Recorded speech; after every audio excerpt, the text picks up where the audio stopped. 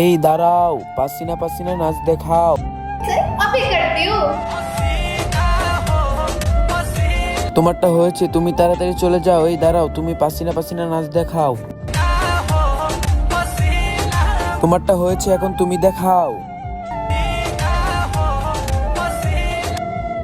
আরে তুমি কই যাচ্ছ? তুমি পাসিনা পাসিনা নাচ না দিয়ে এখান থেকে চলে যাচ্ছ কেন? স্যার, আমি তো পাসিনা পাসিনা গানে নাচ দিতে পারি না। তুমি যদি না পারো তাহলে তোমাকে স্কুল থেকে বের করে দেবো। আরে বাবারা, আমি তো এখন একটি অনেক বড় বিপদে পড়ে গিয়েছি। এখন আমি কি করব? তাড়াতাড়ি যেভাবে হোক শিখে আসো।